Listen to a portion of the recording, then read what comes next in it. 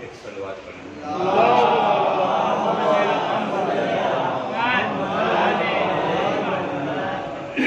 پروردگار عالم کا لاکھ لاکھ شکر ہے اس معبود نے ہمیں اور آپ کو بارگاہ سید الشہداء میں حاضر ہونے کی توفیق عنایت فرمائی۔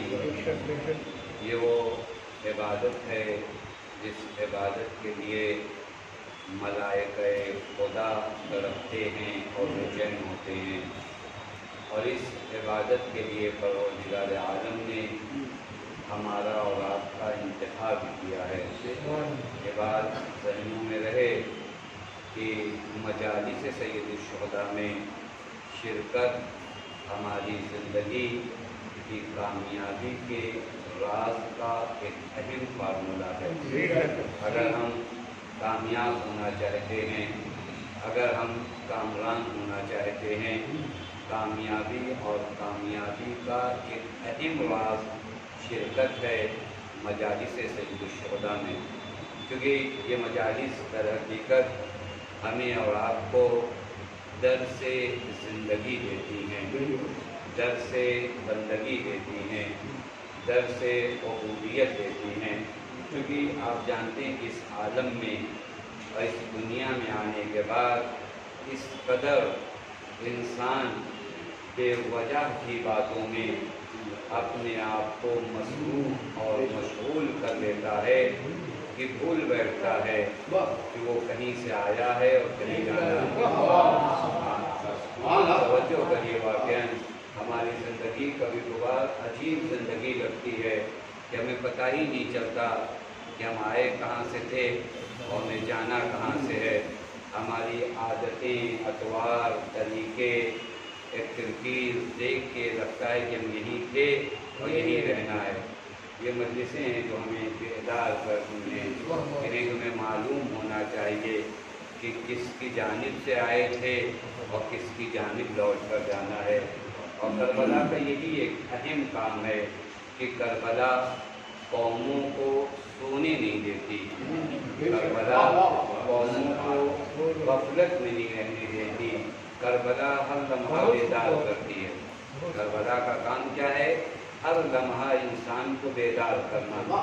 آپ اگر قرآن کریم کی جانب متوجہ ہوں، قرآن کریم میں یہ جو واقعات، داستان، ہسٹری، تاریخ نقل ہوتی ہے، قرآن واقعات کی کتاب تو نہیں ہے، قرآن داستان کی کتاب تو نہیں ہے، قرآن ہسٹری کی کتاب تو نہیں ہے۔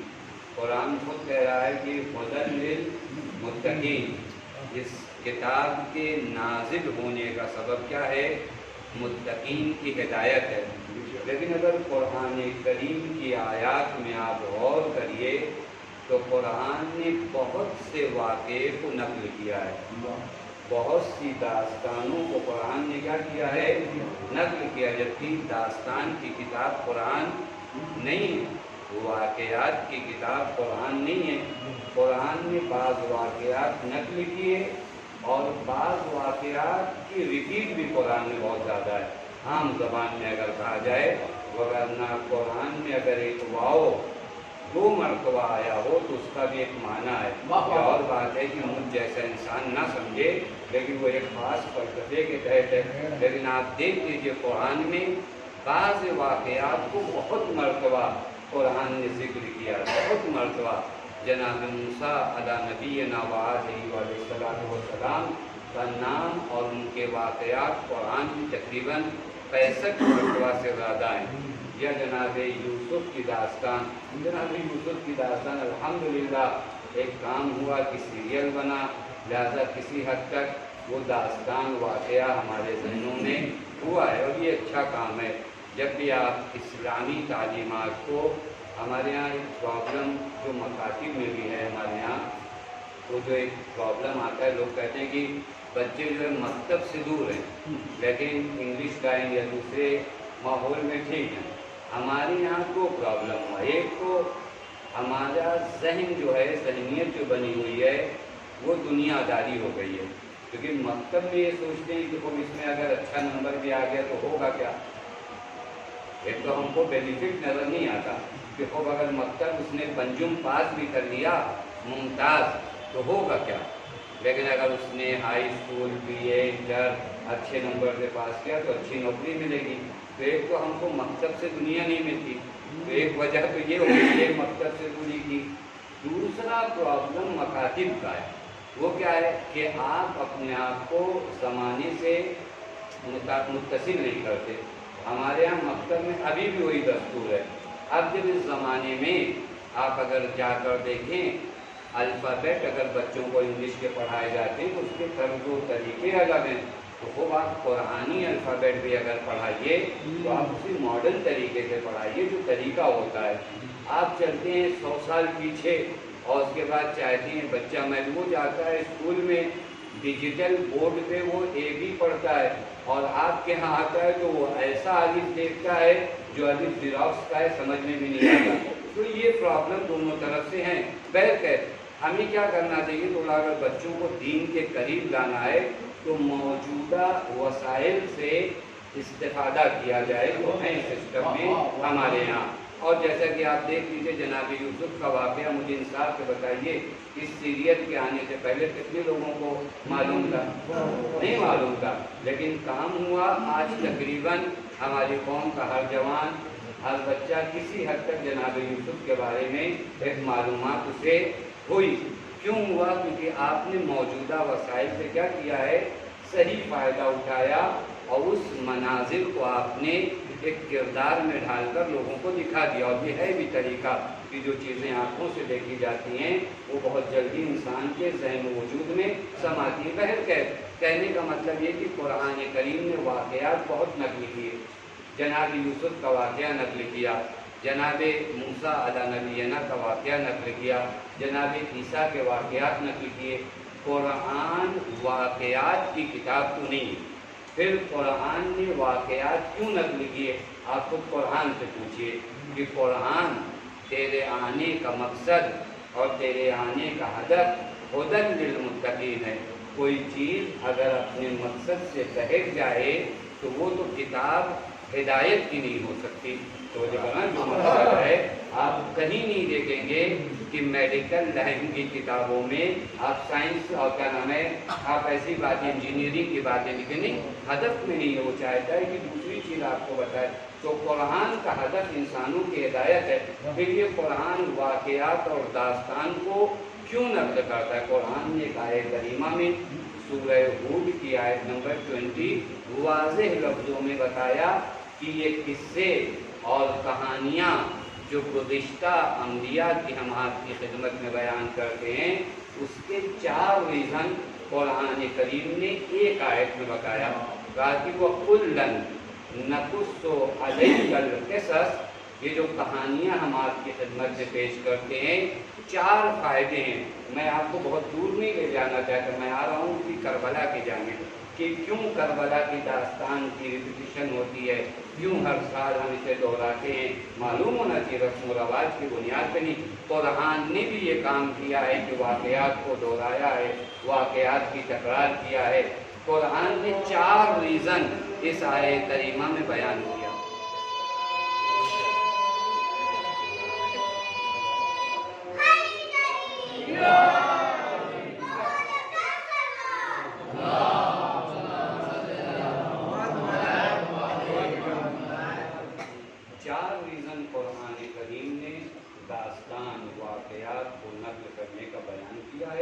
اور اسی کو آپ واقعی کربلا پر لے جا کر تطبیق کر سکتے ہیں کہ ہم اگر کوئی آپ سے، ہم ہمارے جوانوں سے ایک سوال کرے کہ ہم واقعی کربلا کو کیوں ہر سال، ایک واقعہ ہوا سن 61 ہجری میں، ہر سال آپ اس کو ریپیٹ کیوں کرتے ہیں، اتنی شدت کے ساتھ کیوں مناتے ہیں؟ آج اعتراضات بعض اوقات کیے جاتے ہیں کہ ایک واقعہ ہوا، سال 2 سال آپ نے منا لیا۔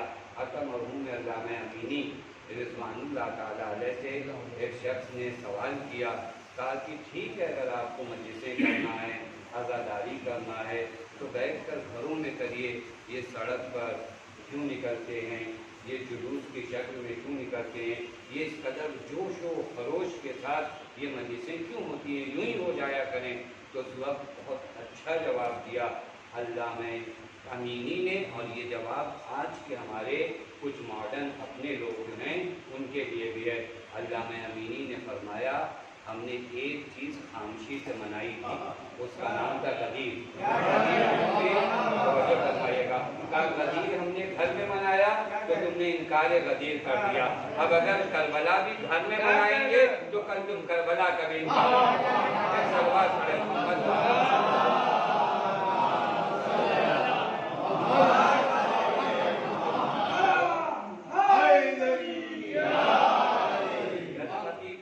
آپ کی خدمت میں بتاؤں یہ جوش و خروش جو جوانوں کے درمیان کا ہے ضروری ہے، بہت ضروری ہے۔ کل بار لوگوں کو سمجھ میں آتا ہے یہ کیوں جوان سڑکوں پہ نکل کے یہ کیوں علم نکالے جاتے، بہت ضروری عمل ہے، کیونکہ جب تک آپ کے وجود میں وہ جوش، جہاں پر ایک جملہ فارسی کا ہے بڑا اچھا جملہ ہے، شعور بھی ہو اور شور بھی ہو۔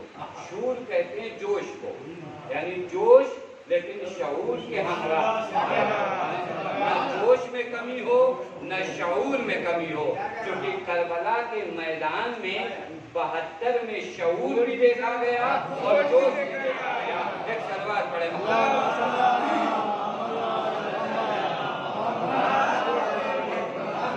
کربلا کے میدان میں، اگر آپ دیکھ لیجیے خود ایک ٹاپک ہے، شریک اگر کبھی پڑھا دے، وہ رجز جو امام کے اصحاب نے پڑھے، یہ وہی جوش ہے۔ تو وہ فرما رہے ہیں امام کا ساتھ بھی دیا اور جا کے نعرے بھی لگائے۔ یہ جو رجز ہوتے ہیں یہ در حقیقت نعرے ہوتے ہیں، اور سب نے نعرے لگائے، یعنی جنگ سے پہلے امام کے اصحاب جب پہنچے ہیں تو رجز پڑھا ہے دشمن کے سامنے، اظہار ولایت امام کیا اور اظہار براعت کیا امام کے دشمنوں سے۔ معلوم ہے یہ اظہار تولا اور تبرہ کربلا کے دشت میں بھی کرا، وہ ہمارے یہاں بھی ہونا چاہیے۔ بہت اوقات بعضوں کو سمجھ میں آتا ہے کہ مجلسیں نہیں ہو، ایک سیمینار ہو اور کرسی پہ کچھ لوگ بیٹھے ہوں اور ایک لیکچر ہو جائے اور بات ختم ہو جائے، نہیں ایسا کچھ نہیں ہے۔ یہ مجلسیں آپ واقعاً اندازہ نہیں لگا سکتے کہ فرش پر آنا، یہ خطیب کا پڑھنا، یہ مومنین کا نعرے لگانا، یہ صلوات پڑھنا، یہ کیا کیفیت پیش کرتا ہے، اس کا اندازہ آج کے دنوں میں اگر لگانا ہو تو وہ آن لائن مجالس سے آپ باقاعدہ لگا سکتے ہیں، جن دونوں میں کتنا فرق ہے، کتنا فرق ہے۔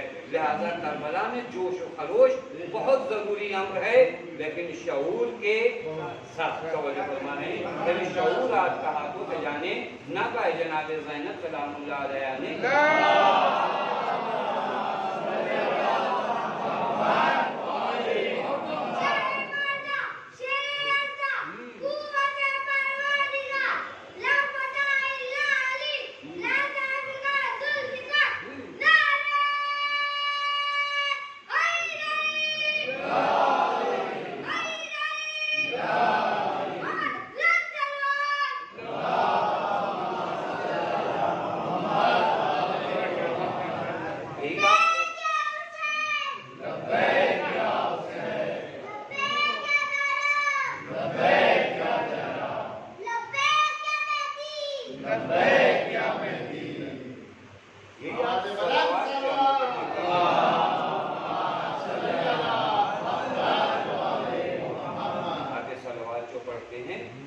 اگر یہ صلوات دعا ہے تو دعا بھی تیز آواز میں پڑھنے کو نہیں کہا گیا، اور اگر ذکر ہے تو ذکر بھی ضروری نہیں کہ آپ بآواز بلند پڑھیے، لیکن صلوات کے لیے تاکید کیا ہے؟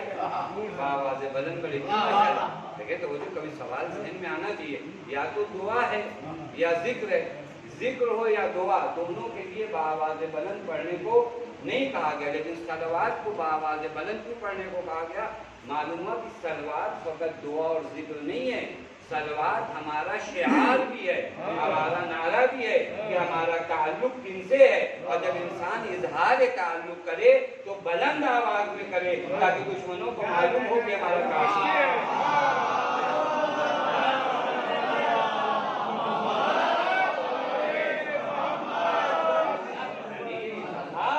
میرا تعلق کہاں سے ہے، میری وابستگی کہاں سے ہے، میں کن سے تعلق رکھتا ہوں، میں کن سے محبت کرتا ہوں، یہ ہماری زندگی ہے۔ اس مقام پر قرآن کریم نے 4 ریزن بیان کیے، قُلًا نَقُصُّ عَلَيْكَ مِنْ أَنْبَاءِ الرُّسُلِ مَا نُثَبِّتَ بِهِ فُؤَادَكَ۔ یہ ہمارے حبیب، ہم یہ جو داستانیں آپ کی خدمت میں بیان کرتے ہیں، اس کو بیان کرنے کا ایک مقصد یہ ہے کہ آپ کی روح کو قوی کرنا ہے۔ مَا نُثَبِّتْ بِهِ فُؤَادَكَ، یعنی گزشتہ انبیاء کی جو تاریخ اور ہسٹری بیان کی جاتی ہے وہ یہ کہ کہیں آپ اپنے آپ کو تنہا دیکھ کر، کہیں آپ مسلمانوں کو کم دیکھ کر ایسا نہ ہو کہ آپ کے دل میں ایک دھڑک پیدا ہو جائے کہ ہماری تعداد کم ہے۔ ہم آپ کو داستانیں اس وجہ سے بتاتے ہیں تاکہ آپ کی روح تقویت ہو۔ ہم نے ابراہیم کا واقعہ اس وجہ سے نقل کیا کہ دیکھو جب تمام دنیا ابراہیم کی مخالف تھی۔ اس وقت ابراہیم نے جب اپنے خدا پہ بھروسہ کیا تو ہم نے جلتی ہوئی ہاتھ سے ابراہیم کو سالم رکھا۔ جب تمام دنیا موسیٰ کی مخالف تھی اور پورا لشکر طے کر چکا تھا کہ موسیٰ کو قتل کرنا ہے تو اس وقت بھی ہم نے مدد کیا۔ یعنی یہ داستانیں اس وجہ سے بتائی جاتی ہیں کہ جب تم اپنی تعداد کم محسوس کرو تو گھبرا نہ جانا، تمہارے پائے ثبات میں لرزش نہ آئے، تمہیں معلوم ہو کہ خدا ہے اور وہ ہماری مدد کرے گا۔ اب یہی سمجھو کربلا کی داستان کیوں بیان کرنا ضروری ہے؟ کیونکہ جب قومیں اپنے آپ کو تنہا محسوس کریں، جب یہ لگے کہ سارا عالم میرا مخالف ہو چکا ہے، اب میں کروں تو کیا کروں، تو اس وقت تم ذکر کربلا کرو، 72 کی یاد آئے گی کہ وہ 72 تھے، ہزاروں کے جیت گئے ہیں۔ ایک سلوات پڑھے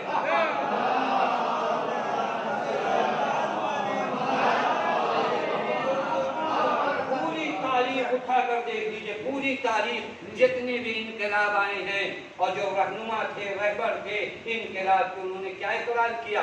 ہمارے ملک کے جو رہبر انہوں نے کیا اقرار کیا؟ کہ کربلا ہے اس کی تعظیم میں کرو۔ یا جتنے دنیا کے انقلابات ہیں سب اسی بات کو قبول کرتے، کیوں؟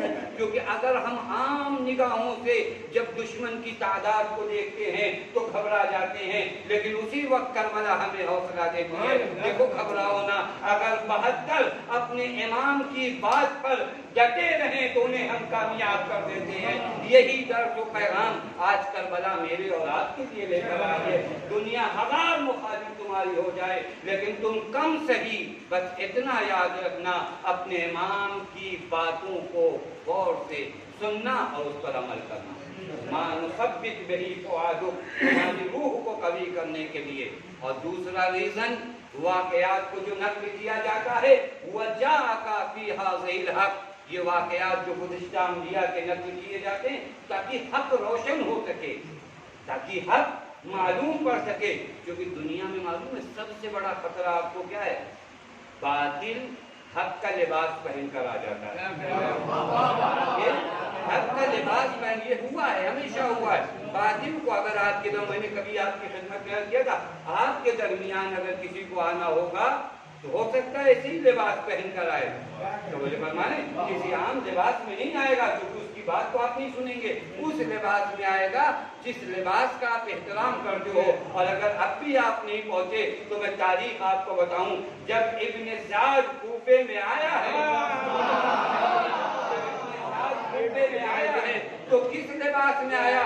ہاشمی لباس میں آیا، اور لوگ اس کے پیچھے دوڑے چلے گئے، اور بعد میں پتا چلا کہ اس کا تعلق حسین سے نہیں ہے، یہ تو قاتل حسین ہے۔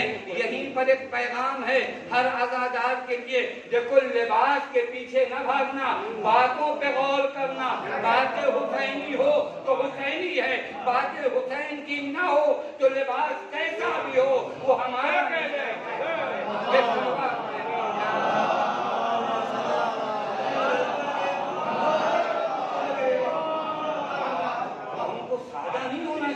مولانا نے کہہ دیا نہیں، کیوں کہہ دیا مولانا نے؟ اگر ہمارے دین سے وہ بات ٹکراتی ہے، اگر وہ دین کے ساتھ میچ نہیں کرتی تو مولانا ہوں کوئی بھی ہوں آپ کو حق بنتا ہے۔ میں آپ کو واقعی بتاؤں، آپ کو حق، 1 گھنٹہ آپ میری مجلس سن رہے، آپ کو کیوں حق نہیں ہے کہ آپ مجھ سے پوچھئے کہ مولانا یہ آپ نے کیوں پڑھا؟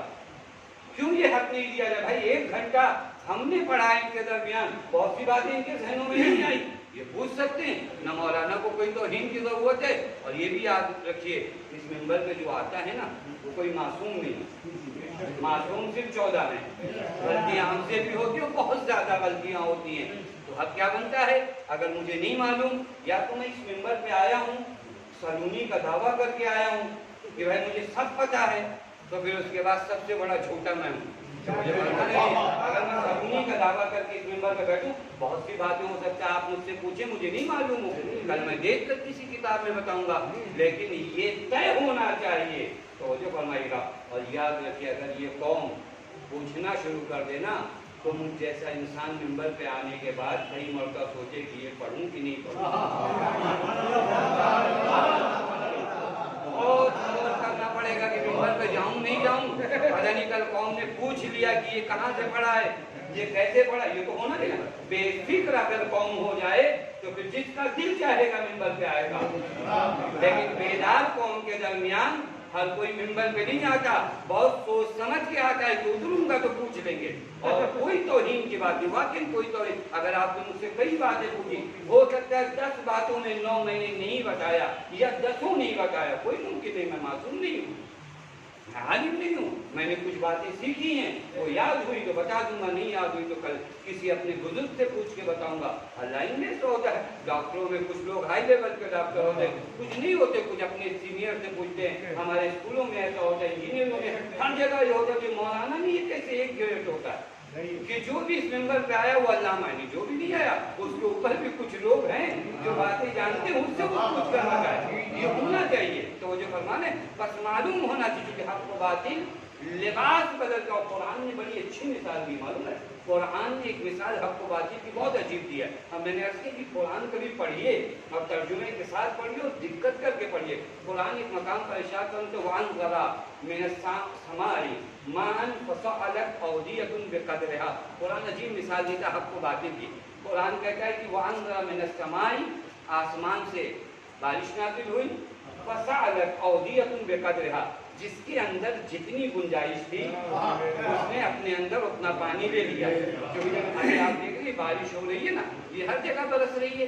اب یہاں تو اگر آپ ایک گلاس رکھ دیجیے تو اپنے بھر پانی لے گا, حوض ہوگا تو اپنے بھر پانی لے گا, بالٹی ہوگی تو اپنے بھر پانی لے گی. میں نے یہی کل آپ کی خدمت میں کہا تھا, کربلا سے بھی معرفت کی بارش ہو رہی ہے, جس کے وجود میں جتنی گنجائش ہے وہ اپنے اندر سموتا چلا جا رہا ہے. کوئی آؤں جون بن رہا ہے, کوئی حبیب بن رہا ہے, کوئی جو ہے ہم جیسا بن رہا ہے, جتنا ضرب ہے بارش ہو رہی ہے. تو جب قرآن میں وَأَنزَلَ مِنَ السَّمَاءِ مَاءً فَسَالَتْ أَوْدِيَةٌ بِقَدْرِهَا, اور وہاں کے بعد قرآن حق و باطل کی ایک عجب مثال پیش کرتا ہے. فَاحْتَمَلَ السَّيْلُ زَبَدًا رَّابِيًّا. قرآن عجیب مثال حق و باطل کی پیش کرتا ہے. کہتے جب یہ بارش آسمان سے نازل ہوئی نا تو یہ جتنے حوض تھے, یہ جتنی ندیاں تھی, بھر گئی. اور جب بھرنے کے بعد آپ کو معلوم ہے اب ایک سیلاب آتا ہے, جب بھر گیا تو اب یہ پانی وہاں رکے گا تو نہیں, پانی چلے گا. اب جب پانی چلے گا آگے تو پانی جب تک رکا ہوا ہے, بہت توجہ فرمائیں, واقعی قرآن کی اس آیت کے بارے میں اگر 10 مجلسیں پڑھی جائیں تو کم ہے. اتنی حسین تعبیر ہے قرآن کی. کا پانی بھر گیا تو اب پانی چلا. اب جب پانی چلا تو پانی جب چلے گا تو جھاگ پیدا ہوتا ہے. جب تک پانی رکا ہوا ہے کچھ نہیں, پانی میں تحرک ہوگا, پانی چلے گا. پانی جب پہاڑوں سے ٹکرائے گا, پانی جب کسی اور چیز سے ٹکرائے گا تو اب اس میں جھاگ پیدا ہوتا ہے. اور یہ جھاگ پانی کے دوش پر چلتا ہے, اس کی اپنی کوئی ویلیو نہیں ہوتی. بہت توجہ فرمائیے گا, میں آپ کی خدمت پیش کروں. حق و باطل میں فرق کیا ہے؟ آسمان سے بارش نازل ہوئی, حوض بھرے, ندیاں بھری, پانی چلا تو ٹکرایا تو جھاگ پیدا ہوئے. اور یہ جو جھاگ تھے قرآن کہتا ہے یہ سب ختم ہو جانے والے ہیں. زبدہ کا لفظ جو عربی میں مکھن کے لیے استعمال کیا جاتا ہے, اور دودھ کے اوپر سے کوئی مکھن جو نکالا جاتا ہے, اسی کو اگر آپ ترجمہ کریے آسان زبان میں, وہ جھاگ ہے جو پانی کے اوپر آتا ہے. کہ یہ پانی چلا تو جھاگ پیدا ہوا. اب جھاگ کی خصوصیت کیا ہوتی ہے؟ جھاگ پانی کا لباس پہنے ہوتا ہے, اندر سے خالی ہوتا ہے. جھاگ کیا ہے؟ پانی کا لباس پہنے. جھاگ پی کر کسی کی پیاس بجھی ہو تو مجھے بتائیے. آپ کو 2 گلاس میں نے جھاگ دے دیا, کہانی جھاگ سے پیاس نہیں بجھتی, پانی سے بجھتی ہے. کا دکھتا تو ہے پانی جیسا, کا پانی کا لباس پہنے ہے, پانی نہیں ہے. ذرا سے دبائیے پتہ چل جائے گا اندر کچھ بھی نہیں ہے. یہی قرآن کہہ کے ختم کہہ رہا ہے کذالک یضرب اللہ الحق والباطل. اسی طرح خدا حق و باطل کی مثال پیش کرتا ہے. یعنی خدا کہہ رہا ہے وہ جو حقیقت ہے وہ پانی ہے, وہ جو پانی جیسا جھاگ دکھ رہا ہے وہ باطل ہے. اب اگر تھوڑا صبر کرو گے, ہوتا کیا ہے, جھاگ کو کس چیز کی تلاش ہوتی ہے؟ کنارے کی. وہ چاہتا ہے کسی طرح کنارے, اور چل بھی اپنے قدموں سے نہیں, مطلب پانی کے دوش پر چلتا ہے. توجہ فرمائیں, یعنی پانی کے دوش پر چلتا ہے. معلوم ہوا باطل کے اندر خود چلنے کی طاقت نہیں ہوتی.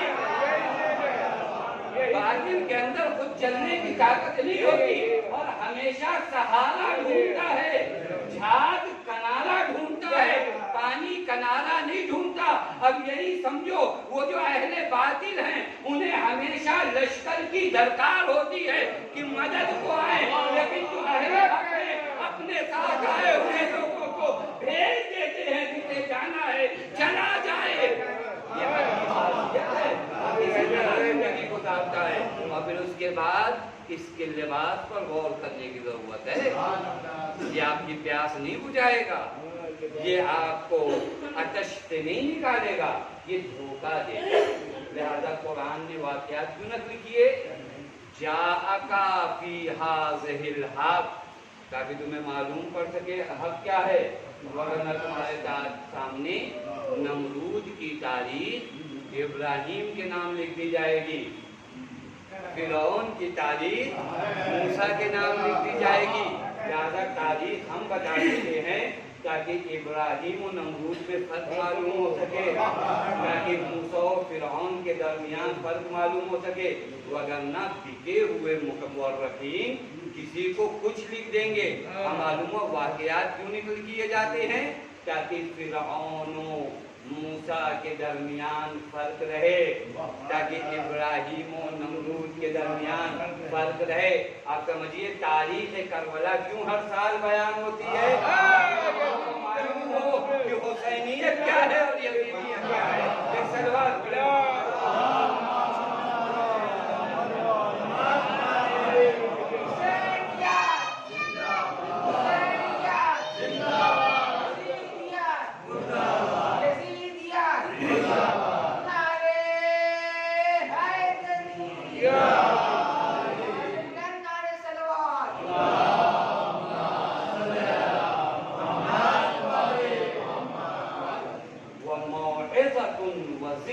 للمومنین۔ تیسری اور چوتھی علت جو قرآن واقعات کو نقل کرنے کی بیان کر رہا ہے موعظہ ہے۔ یہ واقعات کیوں بیان کیے جاتے ہیں؟ تاکہ تمہارے لیے نصیحت کا سبب بنے۔ غور کرو قرآن نے بلعام باعورہ کا واقعہ کیوں بیان کیا؟ تاکہ ہم سنیں اور سن کر ہمارے اندر کوئی خوشی ہو، بس نہیں، تمہارے لیے عبرت بن سکے کہ بلعام باعورہ کون ہے؟ اسم اعظم کا حامل ہے، اسم اعظم جانتا ہے، لیکن قرآن نے اس کی مثال کیا دی معلوم ہے؟ مثلہ کمثل الکلب، یہ کتے کی طرح ہے۔ یہ قرآن کی تعبیر ہے۔ وہ جو اسم اعظم جانتا ہو، تو فرمایا وہ جو اسم اعظم جانتا ہو مستجاب الدعویٰ کا دعا کرتا تو فوراً قبول ہوتی تھی۔ لیکن اب کیا قرآن کہہ رہا ہے؟ مثلہ کمثل الکلب۔ یہ واقعہ جو قرآن آپ کی خدمت میں بیان کرتا ہے، کیوں بیان کرتا ہے؟ موعظۃ، تمہیں واعظ کیا جا سکے کہ دیکھو انسان ایک بندگی کی اس معراج پر تھا، لیکن جب سقوط کیا اور گرا تو اس کی مثال قرآن نے ایک نجس جانور سے دے دی۔ آخر یہ ہوا کیوں اس کے ساتھ؟ یعنی کہاں اس معراج بندگی پر، کہاں اس جانور نجس سے مثال؟ تو قرآن پورے واقعے سے ایک نتیجہ نکالتا ہے کہ دیکھو جو کچھ بندگی میں ہے، جو کچھ عبودیت میں ہے، وہ اسی وقت تک ہے جب تم ولی خدا کے ساتھ ہو۔ جب تک تم ولی خدا کے ساتھ ہو۔ بلعام باعورہ جب تک اپنے نبی کے ساتھ تھا تمام بندگی کے منازل طے کر رہا تھا، لیکن جب نبی کے خلاف نکلا اور نبی کی مخالفت میں نکلا، اور واقعی عجیب داستان ہے کہ حتیٰ جس خچر پہ سوار تھا وہ خچر بھی آگے نہیں بڑھ رہا تھا۔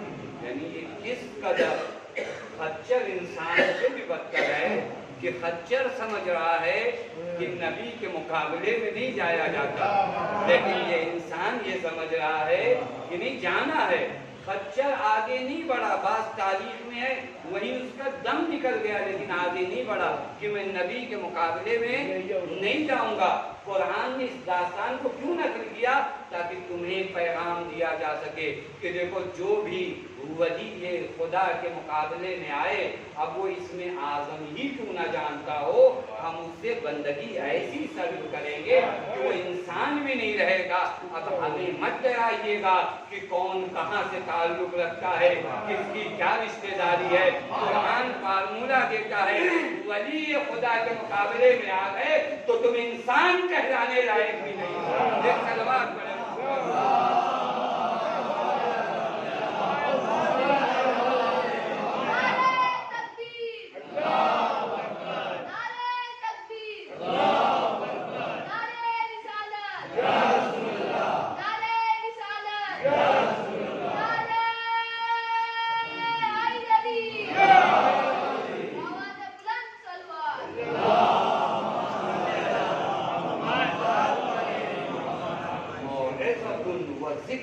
ज़िक्रा का माना क्या होता है मालूम है? अगर मैं आपकी खिदमत में तो मालूम है, ये मजलिसें जो होती है ना, अरबी में हम लोग को मजलिस कहते हैं आम तरीके से, अरबी में कहते हैं मजलिसुज़ ज़िक्रा। इसी का नाम, इसी मजलिस का नाम क्या रखते हैं हम लोग अरबी के ग्रामर में? इसको कहा मजलिसुज़ ज़िक्रा, याद की मजलिसें। याद की मजलिसें यानी क्या? यानी तुम जो गफलत का शिकार हो गए हो, ये मजलिसें क्या करती है? बहुत ताबीर लतीफ़ है। कहा जाता है मजलिसुज़ ज़िक्रा। अगर आप अरबी बैनर और पोस्टर कभी देखिए, इंशाअल्लाह अर्बईन पे जाना नसीब हो तो अगर कहीं अरब में मजलिस का एहतमाम होता है तो बैनर पे एक जगह लिखा जाता है मजलिसुज़ ज़िक्रा, यानी इमाम हुसैन की मजलिस को नाम क्या देते हैं? याद दहानी की मजलिसें, जो तुम्हें याद दिलाती हूँ तुम्हारी इंसानियत का दर्द, जो तुम्हें बताती हूँ कि तुम किस लिए आए हो और तुम्हें जाना कहाँ पर है और वहाँ के सवालात और जवाबात क्या हैं। बस कुरान ने वाक़यात क्यों नक़ल किए? मौइज़तुन, वाज़ के लिए। और वाज़ की अगर आप डिफिनेशन जानना चाहें तो वाज़ कहते हैं जज़्बतुल क़ल्ब इलल ख़ालिक, यानी मखलूक को कैच करो, खींचो और ले जाओ खालिक की जानिब। ये बात मुझे इंसाफ से बताओ कि दास्तान-ए करबला क्या करती है? जज़्बतुल क़ल्ब, क़ल्ब को कैच करती है, जज़्ब करती है, ले कहाँ तक जाती है? खालिक तक। अब यहाँ पर आकर वो माने हदीस समझ में आता है, इन्नल हुसैना सफीनतुन नजात, हुसैन कश्ती नजात हैं, कश्ती नजात पर आ जाओ, ये खुदा तक तुम्हें ले जाएंगे। वाकई अगर आप ज़ियारत इमाम हुसैन जाएगी ना, बाद रवायात में मिलता है कि जिसने करबला में इमाम की ज़ियारत की उसने खुदा की ज़ियारत की। इसका माना क्या हुआ? ये भी वही जज़्बतुल क़ल्ब इलल हक़, यानी क़ल्ब को खुदा तक पहुँचाने का काम क्या है? दास्तानी कुरान है तो करबला भी क्या करती है? क़ल्ब को हक तक पहुँचाती है। अब आपको समझ में आएगा वो जो करबला की राह में कुछ कज़्ज़ाब बैठा ले जाते हैं ताकि कारवान इंसानियत को करबला तक न जाने दें, ये सब वही शैतानी नुमाइंदे हैं जो सिरात मुस्तकीम पर बैठे हैं ताकि बंदगान खुदा को खुदा से दूर कर दें। क्योंकि ये खूब मालूम है कि अगर कौमें करबला से वाबस्ता हो गई तो फिर खुदा तक पहुँच जाएंगे। करबला खुदा तक पहुँचाने का बेहतरीन और वाहिद ज़रिया है। अपनी जानिब से तो इमाम मासूम फरमाते हैं, कुल्लुना सफ़न नजा व सफ़ीनतुल हुसैन औसा व असरा। इमाम फरमाते हैं हम सब निजात की कश्ती हैं, लेकिन हमारे जद हुसैन की जो कश्ती है ये गुंजाइश भी ज़्यादा है इसमें और चलती भी तेज है। ये मासूम का जुमला, वगरना अगर मैं कहता तो शायद ये जुमला मैं अदा नहीं कर पाता। इमाम फरमाते कुल्लुना सफ़नुन नजा, हम सब निजात की कश्ती हैं, लेकिन सफ़ीनतुल हुसैन की खासियत क्या है? औसा, औसा कहते हैं ज़्यादा गुंजाइश है। ज़्यादा गुंजाइश का मतलब जिसने एक मरतबा भी कहा ना या हुसैन, हुसैन उसकी मदद को चले आए, इतनी गुंजाइश। और आप देख लीजिए तारीख उठाकर देख लीजिए, नसरानी, यहूदी, मजूसी जो भी आता है हुसैन के दर पे सिद्ध के दिल से हुसैन क्या करते हैं? उसे निजात देते ही देते। पूरा वाक़या वो नसरानी का आपकी खिदमत में उलमा ने पढ़ा है कि जब वो इमाम की ज़ियारत को आया भी नहीं था बाहर सहन में बैठा हुआ था। और उसके बाद काफ़ी तफसीली बातें हैं, मेरे पास वक्त नहीं, बस इस जज़्बतुल खल्क़ इलल हक़ को बता दूँ कि इस नसवानी के लिए इमाम ने क्या किया। हम आप तो मौला के जानने वाले, बस ऐलान तो करो, तैयार तो हो, आपको कुछ करना ही, आप इस कश्ती में सवार हो जाओ। अगर निजात चाहिए होती है तो काम क्या करना है, कश्ती में सवार होना है। हम सवार होने को नहीं तैयार हैं, हम सवार होने को नहीं तैयार हैं। हुसैन की कश्ती में जगह की कमी नहीं है, खुद सवार होना चाहा। जीव है, वाकई ना जीव है। कहीं पर आप तारीख में नहीं देखेंगे कि मौला ने खुद से कुछ कहा होगा, कुछ भी नहीं कहा। हुसैन कहते ही नहीं कुछ। आना चाहते हो, एक मतलब तुम सिर के दिल से आओ। तो इसीलिए आयतुल्लाह बयान करवा रहे थे, मैंने खुद अपने कानों से सुना। उन्होंने कहा कि अगर किसी को दर हुसैन से वाबस्ता देखो ना, यानी इन्हीं मजलिसों में आता है, इन्हीं जुलूसों में आता है, इन्हीं मातमों में आता है, तो कभी उससे मायूस ना हो। अगर वो हुसैन से वाबस्ता है ना, तो उससे मायूस ना होना। वो आज नहीं तो कल हिदायत पा जाएगा, क्योंकि हुसैन के दर से वाबस्ता है। यहाँ तक अगर है ना, तो वो हुसैन के दर से वाबस्ता है, आप उससे मायूस मत होइएगा। क्योंकि इमाम के साथ है ना, आज नहीं तो कल इमाम की जज्बातियत से अपनी जानिब ले आएगी। और इसी वजह से बाद वो खुतबा और ज़ाकिरीन जो आते हैं, मैं उनकी बात से इत्तेफाक नहीं करता। जो आते हैं और कभी बार कहते हैं कि नहीं, अगर तुम नमाज नहीं पढ़ते तो मजलिसों में आने का क्या फ़ायदा, अगर तुम रोज़ा नहीं रखते तो मजलिसों। ये कोई तबलीग का तरीका हुआ। मैं अगर ज़ोहर की नमाज ना पढ़ूँ और मगरिब की नमाज पढ़ूँ तो आप कहेंगे मगरिब का नमाज का क्या फ़ायदा है। आप उसे दूसरे रास्ते से लाइए दीन का। यहाँ तक वो आया है, ये उसकी खूबी है, ये उसकी बुराई नहीं है। तो मजलिस इमाम तक आया है, ये उसकी खूबी है। आप कहें कि यहाँ मत आओ, तुम्हारी ज़रूरत है।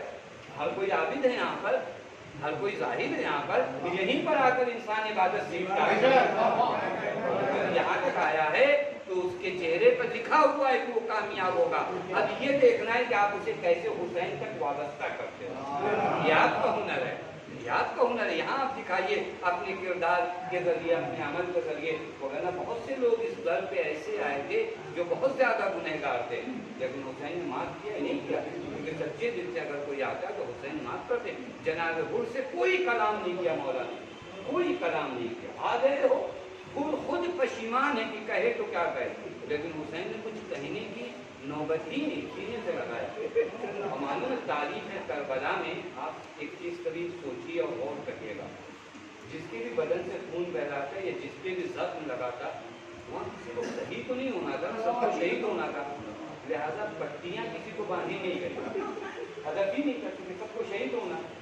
जिसके भी तीर लगा, जिसके भी खंजर लगा, हत्या शहजादे अली अकबर के सीने पे बर्छी का फल लगा, मौला ने फल निकाला। लेकिन हुर वाहिद वो शहीद है कि जिसके सर पे जब जरबत लगी तो मौला ने रुमाल बांधा। क्या इस खून को रोकना मकसूद था? नहीं, क्योंकि करबला में खून बहाने ही सब आए थे, खून नहीं रोकना था। तो मौला ये रुमाल क्यों बांध रहे हो? कहा मैं ताजे इज्जत बांध रहा हूँ, रुमाल नहीं बांध रहा। ये वही इफ्तिखार था हुर को जो किसी और को नहीं मिला, तो हुसैन ने रुमाल बांधा। यानी अगर पश्चिमान इंसान आता है तो आने दीजिए। वाकई दर अजीब दर है, ये अजीब जगह है। यहाँ आने के बाद इंसान गौर तो करे, मैं किस आका और किस मौला का मानने वाला हूँ। किस कदर करीम है ये इमाम कि हम जैसे रूह सियाह और गुनहगारों को भी मौका देते हैं कि हमारी बस में ये आ जाएं। वरना आप इंसाफ से बताइए कौन आका है जो अपने गुलामों के साथ बैठता हो? का एक आका हुसैन है जो अपने गुलामों के साथ बैठता है। आपसे ज़्यादा आपकी फिक्र हुसैन करते हैं। कौन आका है जो अपने गुलामों के बारे में पूछता हो कि मेरा ये गुलाम कैसा है, मेरा ये गुलाम कैसा है? लेकिन अल्लाह हुसैन वो आका है जो अपने सारे गुलामों के बारे में पूछता है। हत्ता मजलिसों में वो जूतियाँ सही करते हैं ना, ये आका उनके बारे में पूछता है। वो जो मोमिनीन की ज़ियाफत करते हैं, ये आका उनके बारे में भी पूछता है। मेरे मौला हम इस लायक नहीं है तेरे घर की गुलामी करें, लेकिन आका तुम करीब हो, تم نے ہمیں یہ موقع دیا کہ ہم تمہارا ذکر کریں. حال باب ازا یہ عشق حسین ہی تو ہے. نام آتا ہے تم تڑپ جاتے ہو, نام آتا ہے تم تڑپ جاتے ہو. اللہ اس عشق حسین کو ہمارے وجود میں سلامت رکھنا, جب تک زندہ رہے اس عشق حسین میں زندہ رہے. الباب ازا ایام ازا کے یہ آخری دور ہے. اللہ سال بھر تم نے انتظار کیا تھا اپنے مولا پہ رونے کے لیے, اور اس سال ویسا جس طرح ہم ہر سال گریا کر کے بھی نہیں کر پائے. معلوم ہے کہ ہمارا واسطہ کریم ابن کریم سے. میرا دل چاہتا ہے آج کی اس مجلس میں ایک ایسی ماں کا مسائل پڑھوں جس کا کربلا میں سب کچھ لٹ گیا. کربلا میں ہر ماں نے اپنا سب کچھ قربان کر دیا, لیکن ایک ماں عجیب ماں ہے جس کا سب کچھ قربان ہو گیا. پتہ نہیں آپ سمجھے یا نہیں سمجھے. میرا دل چاہتا ان میں رباب کا مسائل پڑھو. اللہ یہ کون بیوی ہے جانتے ہو, 6 ماہ کا بچہ قربان کر دیا. یہ ماں جان جو شب عاشور رباب کی حالت کیا ہے, اصغر کا جھولا ہلاتی ہے تو جھلاتی ہے, اور رات بھر کہتی ہے میرے لال اے کاش تم بڑے ہوتے, مولا پہ قربان ہو سکتے. اگر میں حسین نے منظر دیکھ رکھا ہو, اے رباب گھبراؤ نہ, جیسی قربانی اصغر پیش کریں گے کوئی ویسی قربانی پیش نہ کرے گا. عزیز و ماں کے سامنے بیٹا آئے, بیٹی کے جملہ کہا جاتا ہے گلے پہ تیر لگا. نہیں, گلے پہ تیر نہیں لگا, بلکہ اس تیر نے اصغر کو ذبح کر دیا ہے. تو سمجھ سکتے ہو اس منظر کو, ذبح کر دیا ہے. چونکہ 3 بھال کا تیر 6 ماہ کے بچے کا گلا کتنا ہوتا ہے. ذبح ہوئے ہیں اصغر, تیر نہیں لگا. لیکن جب ماں نے یہ منظر دیکھا نا تو وقت ایک جملہ تھا, یا بنیا اب اس لوٹا یونہر, اے میرے لال ارے کیا تجھ جیسے بچے بھی جہل کیے جاتے ہیں. لیکن یہی منظر نہیں ہے. 11 محرم کو اس ماں نے قدیم منظر دیکھا جب اصغر کا لاشا نیزے کی علی بران, ماں نے بچے کی جانب دیکھا, اے میرے لال اصغر ارے اپنی ماں کو معاف کر دے گا. ماں کی آنکھوں کے سامنے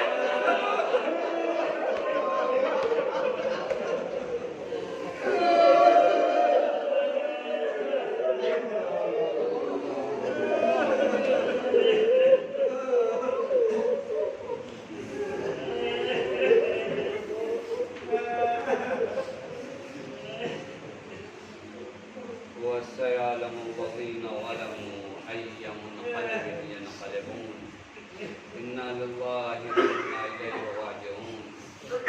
رضاً بِقَضَائِهِ وَتَسْلِيمًا لِأَمْرِهِ. باللہ تیرے حق کا واسطہ, محمد کے حق کا واسطہ, ہم نے جو بیمار انہیں شفائے کامل و عاجل ہے. باللہ تیرے حق کا واسطہ, محمد کے حق کا واسطہ, ہم نے جو پریشان ان کی پریشانی کو دور فرما. باللہ تیرے حق کا واسطہ, محمد کے حق کا واسطہ, ہم نے جو مقصود ان کے قرض غیر سے ادا فرما. باللہ تیرے حق کا واسطہ, محمد کے حق کا واسطہ, ہماری قوم کے بچوں کو, جوانوں کو, نوجوانوں کو ترقی عنایت فرما. باللہ تیرے حق کا واسطہ, محمد کے حق کا واسطہ, ہمارے بزرگوں کو, بیماروں کو شفائے کاملہ. باللہ تیرے حق کا واسطہ, محمد کے حق کا واسطہ, ہماری قوم کو, تمام عالم انسانیت کو اس وبا بیماری سے محفوظ فرما. باللہ تیرے حق کا واسطہ, محمد کے حق کا واسطہ, ہم سب کو زیادہ سے زیادہ اعمال انجام دینے کی توفیق عنایت فرما. باللہ تیرے حق کا واسطہ, محمد کے حق کا واسطہ, ہمیں جو بے اولاد ہمیں اولاد صالح عنایت فرما. باللہ تیرے حق کا واسطہ, محمد کے حق کا واسطہ, معبود ہم سب کو حج و زیارات سے مشرف فرما. باللہ تیرے حق کا واسطہ, محمد کے حق کا واسطہ, معبود زینب سلام اللہ علیہ کا واسطہ, وارث عبد الانصاف امام زمان کی